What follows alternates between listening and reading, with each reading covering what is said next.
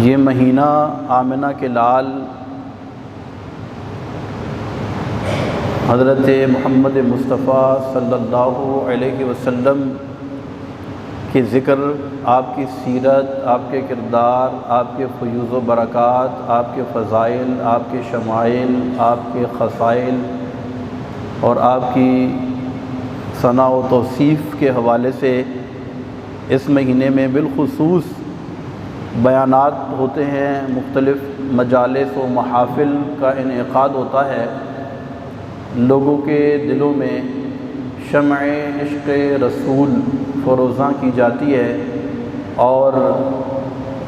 اس چیز کی طرف ترغیب دلائی جاتی ہے کہ ہم اپنے نبی صلی اللہ علیہ وسلم کے ساتھ والہانہ محبت کرتے ہیں، اور کیوں نہ کریں کہ یہ ہمارے دین کی اصل ہے، اور اس محبت کے بغیر ہمارا کچھ بھی نہیں ہے، ہمارے پلے سوائے محبت رسول اور اطاعت رسول کے اور کچھ بھی نہیں ہے۔ ویسے تو سارا سال ہی جب ہم کوئی قرآن کی بات کرتے ہیں، کوئی حدیث کی بات کرتے ہیں، کوئی سیرت کے حوالے سے کوئی بھی بات کرتے ہیں، تو یہ رسول پاک صلی اللہ علیہ وسلم کا ہی بالواسطہ یا بلا واسطہ تذکرہ ہوتا ہے، لیکن خاص طور پر اس مہینے میں رسول خدا صلی اللہ علیہ وسلم سے ایک قلبی تعلق کا اعادہ، اس کا اظہار اور اس کے مختلف اظہار کے طریقے جو ہے وہ اس مہینے کے اندر اختیار کیے جاتے ہیں، اور بلا شبہ یہ ساری چیزیں ہمارے ایمان کو تقویت دیتی ہیں، ہمارے ایمان کو مضبوط کرتی ہیں اور ہمارے لیے دنیا اور آخرت میں بے شمار فضائل و برکات کا سبب بنتی ہیں۔ تو وقتاً فوقتاً ہم مختلف پہلوؤں پر بات کرتے ہیں، مختلف چیزوں پر بات کرتے ہیں، تو اس کا بنیادی جو ایک عنوان ہے وہ محبت رسول ہے، کہ جس کے بارے میں فرمایا لا یؤمن احدکم حتی اکون احب الیہ من والدہ وولدہ والناس اجمعین، کہ اس وقت تک کوئی بھی بندہ مومن کامل مومن نہیں بن سکتا جب تک میں محمد صلی اللہ علیہ وسلم، اس کے ماں باپ، اس کی اولاد، یہاں تک کہ بنی نوع انسان سے زیادہ محبوب نہ ہو جاؤں۔ اب یہ محبت کیا چیز ہے؟ اب یہ کوئی مادی چیز تو ہے نہیں ہے، محبت کوئی نیلی، پیلی، کالی، کوئی رنگ رکھنے والی یا کوئی جسم رکھنے والی چیز تو ہے نہیں ہے۔ ہم یہ کہیں کہ 1 فٹ لمبی محبت ہے تو 2 فٹ لمبی محبت ہے، یا 1 کلو یا 2 کلو یا 3 کلو گرام کی محبت ہے تو ہم یہ کہیں کہ یہ محبت زیادہ ہے اور یہ تھوڑی ہے۔ یہ محبت غیر مرئی چیز ہے، محبت ایک احساس کا نام ہے جو بندے کے دل میں پیدا ہو جاتا ہے، اور اگرچہ یہ نظر نہیں آتی ہے لیکن سارے عوامل اس کے تابع ہوتے ہیں۔ جس کو جس سے جتنی محبت ہوتی ہے وہ اتنا زیادہ اس کو فالو کرتا ہے، اتنا زیادہ اس کا ذکر کرتا ہے، اس کی توجہ اتنی زیادہ اس کی طرف مائل رہتی ہے، ہر وقت ذہن میں اس کے وہ خیالات جس سے وہ محبت کرتا ہے اس کے خیالات کا غلبہ ہوتا ہے، اور اس کے خیالات ہر وقت اس کے ذہن میں آتے رہتے ہیں جو جس سے جتنی زیادہ محبت کرے گا۔ تو یہ غیر مرئی چیز ہے۔ تو سوال یہ پیدا ہوتا ہے کہ مجھے اور آپ کو کیسے پتہ چلے گا کہ ہم رسول پاک صلی اللہ علیہ وسلم سے کتنی محبت کرتے ہیں؟ تو اس کے مختلف طریقے علماء نے لکھے ہیں، اور ایک طریقہ اس میں یہ بھی ہے کہ ہم فرداً ہمارے گرد و نواح میں ہمارے جتنے بھی عزیز ہیں جن سے ہم محبت کرتے ہیں، فرداً ان کے بارے میں ان کو ذہن میں لا کر ان کی محبت کا رسول اکرم صلی اللہ علیہ وسلم کی محبت کے ساتھ ایک کمپیریزن کیا جائے، اور اپنے آپ کو دیکھا جائے کہ اگر اس محبت کے مقابلے میں یہ محبت آ جائے تو اب میں کس محبت کو زیادہ ترجیح دوں گا۔ تو ہمیں خود پتہ چل جائے گا کہ ہمارے دل میں رسول اللہ کی محبت زیادہ ہے یا دنیا کی یا دنیاوی کسی رشتے کی محبت زیادہ ہے۔ تو ایک دو طریقہ کار یہ ہے۔ دوسرا طریقہ یہ ہے کہ محبت اپنی علامات سے پہچانی جاتی ہیں۔ ہمارے دل میں محبت کس کی کتنی زیادہ ہے، اس کی بظاہر ہمارے جوارح، ہمارے جسم، ہماری زبان، ہمارے قول و فعل سے اس محبت کا اظہار ہوتا ہے، اور ان علامات سے پتہ چلتا ہے کہ ہمیں کس سے کتنی محبت ہے۔ تو ان علامات میں ایک علامت، جیسا کہ مختلف مواقع پر ہم مختلف چیزوں کو ذکر کرتے ہیں، وہ ساری محبت کی علامات ہیں، تو ایک علامت جو ہے جس کو تقریباً سب محدثین نے اس پر باقاعدہ تفصیلی کلام بھی کیا ہے اور اس پر باقاعدہ پوری کتابیں بھی لکھی ہیں، اور بلکہ شیخ عبدالحق محدث دہلوی رحمۃ اللہ تعالی علیہ نے محبت رسول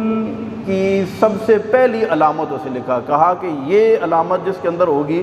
تو ہم اس کو یہ کہہ سکتے ہیں کہ یہ اللہ کے رسول سے محبت کرتا ہے، اور وہ علامت جو ہے رسول پاک صلی اللہ علیہ وسلم کی ذات پر کثرت سے درود پڑھنا ہے۔ تو ہم کم از کم سال میں ایک مرتبہ ضرور اس ٹاپک پر بھی گفتگو کرتے ہیں، کیونکہ اس کے فضائل اتنے زیادہ آئے ہیں احادیث میں کہ جس کو ہم گن نہیں سکتے، ان گنت احادیث اس پر وارد ہوئی ہیں۔ بلکہ یہ ایک مشہور حدیث ہے جس میں رسول پاک صلی اللہ علیہ وسلم نے ارشاد فرمایا ستفترق امتی 73 فرقۃ کلہم فی النار الا واحدۃ، تو یعنی میری امت میں 73 فرقے ہوں گے اور ان میں ایک جو ہے وہ جنتی ناجی فرقہ ہوگا۔ فرقے سے مراد یہ کہ گروہ ہوگا، اور پوچھا گیا کہ وہ کون، تو فرمایا کہ ما انا علیہ و اصحابی، جس پر میں اور میرے صحابہ ہیں، یعنی وہ جو خالصتاً رسول اللہ صلی اللہ علیہ وسلم اور آپ کی جماعت صحابہ، وہ جو ایک طریقہ چلتا آ رہا ہے وہی ایک ناجی ہے۔ ادھر ادھر کی جو باتیں ہیں، ادھر ادھر کے جو گروہ ہیں، فرمایا کہ وہ ایکسیپٹیبل نہیں ہیں۔ تو حضرت امام زین العابدین رحمۃ اللہ تعالی علیہ سے کسی نے پوچھا کہ وہ جو ایک حق پر جو ایک خالصتاً جو جسے ہم کہتے ہیں کہ میں مسلمان ہوں اور سیدھا سادہ مسلمان ہوں، اور وہ مسلمان ہوں جو کسی ادھر ادھر کی بات نہیں کرتا بلکہ خالصتاً اللہ اور رسول کو فالو کرتا ہے، تو فرمایا کہ اگر کوئی یہ دعویٰ کرے کہ ہم ہی وہ ہیں کہ جس کے بارے میں رسول اللہ نے ارشاد فرمایا، تو اس کی پہچان کیا ہے، ہم کیسے پتہ چلے گا کہ وہ کون ہے؟ بلکہ ایک حدیث میں فرمایا ما انا علیہ و اصحابی، جس پر میں اور میرے صحابہ ہیں، اور ایک حدیث کے لفظ ہے ہوا اہل السنہ والجماعہ، مطلب دونوں کا ایک ہی ہے۔ تو حضرت امام زین العابدین رضی اللہ تعالیٰ عنہ نے فرمایا کہ من علامات اہل السنہ کثرت الصلاۃ علی النبی صلی اللہ علیہ وسلم، کہ ان کی علامت یہ ہوگی کہ وہ رسول پاک صلی اللہ علیہ وسلم کی ذات پر کثرت سے درود پڑھتے ہوں گے۔ تو یہ درود و سلام، اس کا حکم اللہ تبارک و تعالی نے خود قرآن میں بھی فرمایا، اور یہ ایک ایسا یونیک عمل ہے کہ باقی تمام اعمال اگر ہم دیکھیں تو ان میں یہ انفرادیت نہیں ہے جو درود کے اندر ہے۔ ہم سب جانتے ہیں کہ آیت درود جو مشہور آیت درود ہے، جو رسول برکت کے لیے ہر روز ہی پڑھی جاتی ہے، اور میرا خیال ہے کہ اگر ہم یہ کہیں کہ بچے کو یاد ہوتی ہے تو یہ بات غلط نہیں ہوگی۔ تو اس میں فرمایا کہ ان اللہ، بے شک اللہ تبارک و تعالی، و ملائکتہ، اور اس کے فرشتے، یصلون، درود بھیجتے ہیں، علی النبی، نبی پر، یا ایھا الذین آمنوا، اے ایمان والو، صلو، تم بھی درود بھیجو، علیہ، اس نبی پر، وسلموا، اور سلام بھیجو، تسلیماً، خوب سلام۔ اب یہ درود کے ساتھ جب سلام کی باری آئی نا، تو سلام میں لفظ تسلیماً ذکر کیا۔ گرامیٹیکل پوائنٹ آف ویو سے ایک چھوٹی سی بات آپ کو عرض کرتا ہوں کہ اسے ہم اپنی ایک ٹرم اس کے اندر عربک گرامر کے اندر یوز کرتے ہیں، اسے کہتے ہیں مفعول مطلق۔ مفعول مطلق جو ہے جس فعل کو ذکر کیا جاتا ہے، جس ورب کو ذکر کیا جاتا ہے، اسی کے مصدر کو بطور منصوب ذکر کیا جاتا ہے آگے، اور اسے کہتے ہیں مفعول مطلق۔ اور اس میں ترجمہ اس کا ہم کرتے ہیں خوب یا بہت زیادہ، تو یہ اس کی ٹرانسلیشن کے اندر کیا جاتا ہے۔ تو فرمایا سلمو، یہ سلمو تسلیماً کا ایک امر کا صیغہ ہے، سلموا سلام بھیجو، تسلیماً یعنی بہت زیادہ خوب سلام بھیجو۔ تو یہ وہ قرآن پاک کی آیت ہے کہ جس کے اندر اللہ تبارک و تعالی نے واضح طور پر مومنین کو مخاطب کر کے فرمایا کہ تم درود بھیجو اور خوب سلام بھیجو۔ لیکن اس آیت کا جو پہلا حصہ ہے وہ بڑا قابل غور ہے، جس میں فرمایا کہ بے شک اللہ اور اس کے فرشتے اس نبی پر درود بھیجتے ہیں۔ اب باقی جتنے بھی احکام ہیں، اب دیکھیں قرآن پاک کے اندر جس چیز کا حکم ارشاد فرمایا ہے تو فرمایا کہ اے لوگو تم یہ کام کرو، نماز قائم کرو، روزہ رکھو، زکوٰۃ دو، حج ادا کرو، اسی طرح مختلف جو چیزیں جتنے بھی احکام بیان کیے گئے ہیں اس میں کسی بھی حکم کے اندر یہ نہیں بیان کیا کہ اے لوگو اللہ بھی یہ کرتا ہے، فرشتے بھی یہ کرتے ہیں، تم بھی یہ کرو۔ لیکن یہ درود پاک کی انفرادیت ہے کہ اس میں اللہ تبارک و تعالیٰ نے ارشاد فرمایا کہ اللہ بھی درود بھیجتا ہے، اللہ کے فرشتے بھی درود بھیجتے ہیں، اور اے ایمان والو تم بھی ان پر درود بھیجو اور خوب سلام بھیجو۔ تو یہ ایک بڑی اس کے اندر منفرد ایک فضیلت ہے درود پاک کی۔ اللہ کا درود کیا ہے؟ اللہ تبارک و تعالیٰ کا درود یہ ہے کہ وہ اپنے محبوب کریم علیہ الصلاۃ والسلام پر رحمت نازل فرماتا ہے۔ اب یہ مفہوم بھی ہمارے ذہن میں ہونا چاہیے کہ اللہ درود بھیجتا ہے کا مطلب کیا ہے کہ اللہ تبارک و تعالیٰ اپنے محبوب کریم علیہ الصلاۃ والسلام پر رحمت نازل فرماتا ہے اور ان کے درجات بلند فرماتا ہے۔ فرشتوں کا درود یہ ہے کہ وہ اللہ کی بارگاہ میں اس رحمت کی دعا کرتے ہیں، یا ایک مفہوم یہ ہے کہ وہ اللہ کا ذکر کرتے ہیں اور اس کا ثواب نبی پاک صلی اللہ علیہ وسلم کو درجات کی بلندی کا سبب بنتا ہے۔ اور مومنین کا درود یہ ہے کہ یہ اللہ تبارک و تعالیٰ کی بارگاہ میں یہ دعا کرتے ہیں کہ یا اللہ تو اپنے محبوب صلی اللہ علیہ وسلم کے درجات بلند فرما اور ان پر درود بھیج۔ ایک بات یہ بھی کی جاتی ہے کہ درود و سلام جو ہم اپنے پیارے نبی صلی اللہ علیہ وسلم پر بھیجتے ہیں یہ کبھی بھی رد نہیں ہوتا۔ آپ نے یہ بات سنی ہوگی کہ یہ کبھی بھی رد نہیں ہوتا۔ نماز ہم پڑھتے ہیں اور ہو سکتا ہے کہ ہماری نماز کے اندر ایسی کوئی غلطی ہو کہ ہماری نماز ضائع ہو جائے، رد ہو جائے۔ ہم حج کرتے ہیں، کتنی مشقت ہوتی ہے، دل ڈرتا ہے کہ ہو سکتا ہے کہ رد نہ ہو جائے۔ اسی طرح باقی جتنی عبادات کرتے ہیں ہمارا دل اندر سے خائف رہتا ہے کہ ایسا نہ ہو کہ اللہ تبارک و تعالیٰ کی بارگاہ میں یہ میری عبادت مردود نہ ہو جائے، رد نہ کر دی جائے۔ لیکن درود ایک ایسی عبادت ہے، درود ایک ایسی عبادت ہے کہ جس کے بارے میں کوئی بھی یہ نہیں کہہ سکتا کہ یہ رد ہو گئی ہے، بلکہ یہ قبول ہی قبول ہے، یہ ہر حال میں قبول ہوتی ہے۔ اس کی قبولیت کی دو وجوہات آپ کی خدمت میں عرض کرتا ہوں۔ ایک تو وجہ یہ ہے کہ عمل رد کیسے ہوتا ہے، عمل ضائع کیسے ہوتا ہے۔ میں نے عبادت کی، آپ نے صدقہ و خیرات کیا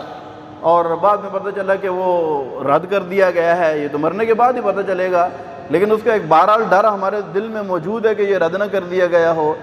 تو اس کے رد ہونے کی وجوہات میں ایک بہت بڑی وجہ ریا ہوتی ہے، کسی کے لیے عمل کرنا، مخلوق کو راضی کرنے کے لیے عمل کرنا۔ عبادت تو خالق کی جا رہی ہے لیکن نظر کس پر ہے؟ مخلوق کے اوپر ہے۔ نظر کسی اور پر ہے کہ وہ مجھے دیکھے گا تو وہ کہے گا یہ عبادت کر رہا ہے۔ ایک بندہ بہت زیادہ چیریٹی کرتا ہے، بہت زیادہ صدقہ و خیرات کرتا ہے، اب سوشل میڈیا کے اوپر جب اس کی تصویریں آتی ہیں اور اس کی خوب چرچا ہوتا ہے تو وہ دل میں خوش ہوتا ہے، کہتا ہے اس کا مطلب یہ ہے کہ قیمت وصول ہو گئی ہے۔ تو اس کا مطلب یہ ہے کہ وہ اللہ کو راضی کرنے کے لیے نہیں کر رہا تھا، وہ لوگوں کو راضی کرنے کے لیے کر رہا تھا۔ اور اس پر ایک طویل بحث ہے، اس موضوع پر بھی ہم بات کرتے رہتے ہیں کہ ریا سے عمل رد ہو جاتا ہے۔ تو عمل رد ہونے کی ایک بہت بڑی وجہ کیا ہے؟ میں یعنی جو بندے کی انانیت ہے، جو غرور اور تکبر اور جو اس کی میں یعنی اپنے لیے، اپنی واہ کے لیے، اپنے کسی ذاتی مقصد اور لالچ کے لیے جب کوئی بندہ عمل کرتا ہے تو پھر کیا ہو جاتا ہے؟ پھر اس کا عمل رد کر دیا جاتا ہے۔ اسی لیے کسی نے کہا نا کہ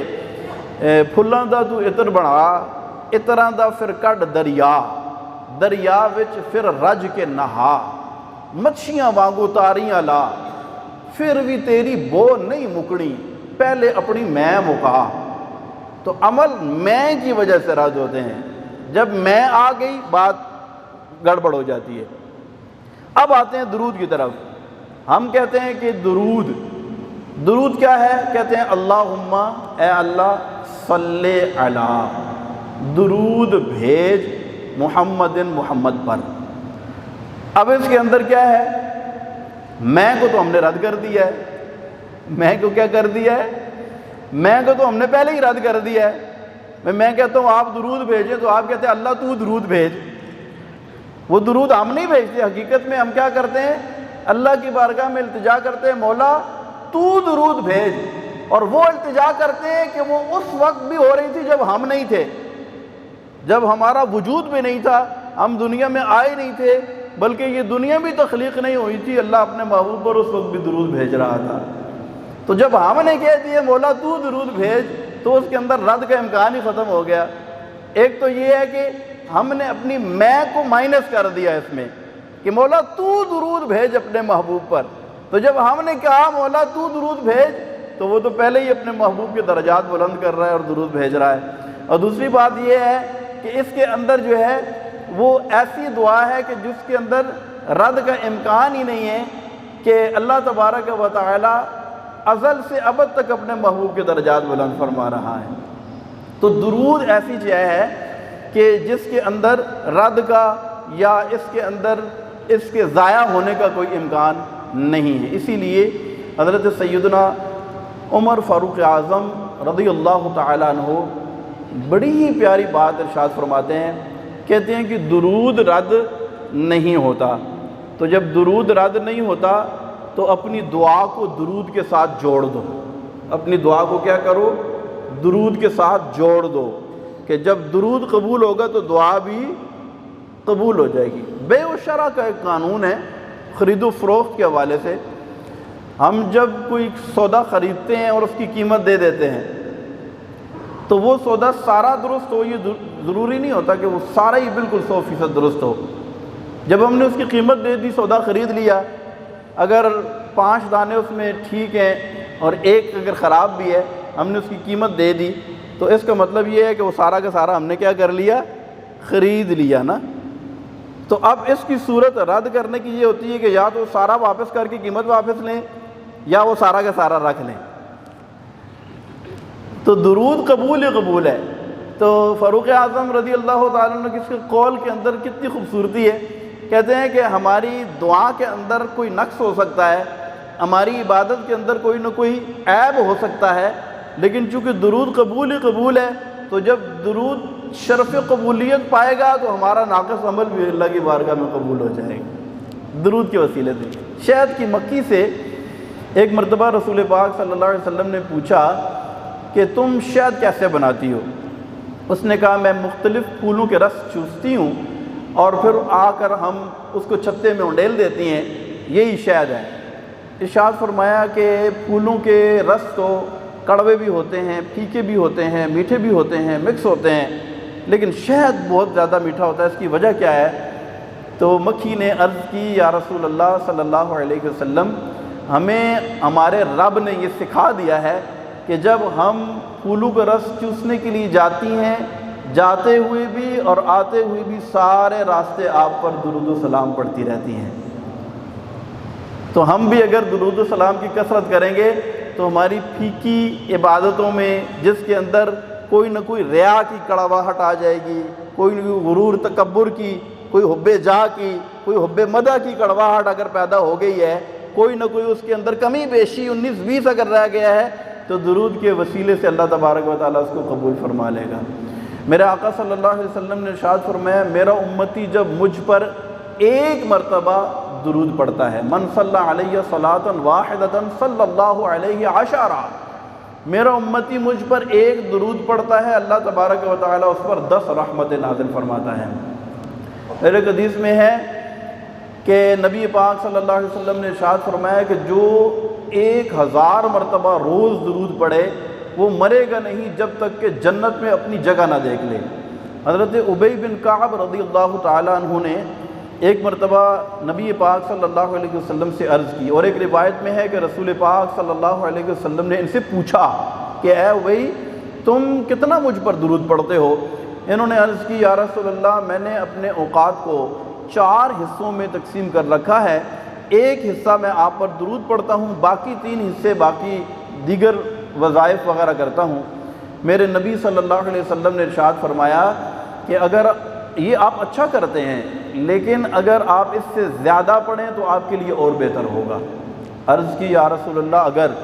میں اپنے 2 حصوں میں درود پڑھوں اور باقی 2 حصے دیگر وظائف وغیرہ کروں تو ارشاد فرمایا یہ بھی آپ کے لیے بہتر ہے، لیکن اگر اس سے زیادہ پڑھیں تو آپ کے لیے اور اچھا ہوگا۔ عرض کی یا رسول اللہ صلی اللہ علیہ وسلم اگر میں 3 حصے آپ پر درود پڑھوں اور 1 حصہ باقی وظائف وغیرہ کر لیا کروں، ارشاد فرمایا یہ بھی آپ کے لیے اچھا ہے، لیکن اگر اس سے زیادہ پڑھیں تو اور اچھا ہوگا۔ عرض کی یا رسول اللہ صلی اللہ علیہ وسلم اگر میں اٹھتے بیٹھتے چلتے پھرتے جتنا بھی ٹائم ملے میں آپ پر درود ہی پڑھتا رہوں تو اس پر رسول پاک صلی اللہ علیہ وسلم نے ارشاد فرمایا اگر آپ اس طرح کریں گے تو یہ درود آپ کو دنیا و آخرت میں کفایت کرے گا۔ دکھوں نے تم کو جو گھیرا ہے تو درود پڑھو، غموں نے تم کو جو گھیرا ہے تو درود پڑھو، جو حاضری کی تمنا ہے تو درود پڑھو۔ تو درود ایک ایسا عمل ہے جو خود رسول پاک صلی اللہ علیہ وسلم کا محبوب عمل ہے۔ درود پڑھنے سے دل صاف ہوتا ہے، درود پڑھنے سے من پاک ہوتا ہے، دل صاف ہوتا ہے، بندے کی روح اجلی اور نفیس ہو جاتی ہے، اور روح کا تعلق رسول پاک صلی اللہ علیہ وسلم کے ساتھ جو ہر مسلمان کا ہے تو صحیح لیکن اس کے اوپر کچھ گرد آ جاتی ہے، لیکن درود پاک کے کثرت کی وجہ سے وہ تعلق اتنا واضح اور مضبوط ہو جاتا ہے کہ پھر بندہ ہر وقت رسول اللہ صلی اللہ علیہ وسلم کے گویا کے جلووں میں گم ہو جاتا ہے، اور براہ راست رسول اللہ صلی اللہ علیہ وسلم کا اس کو ایسا فیض ملتا ہے کہ پھر بندے کا کردار بھی درست ہو جاتا ہے، بندے کا عمل بھی درست ہو جاتا ہے۔ اچھا، درود پاک پڑھنے کے اتنے زیادہ فضائل ہیں، اتنے زیادہ فضائل ہیں، آپ کتب حدیث اٹھا کر دیکھیں آپ کو بہت زیادہ اس پر ملیں گے۔ ایک مسجد کے اندر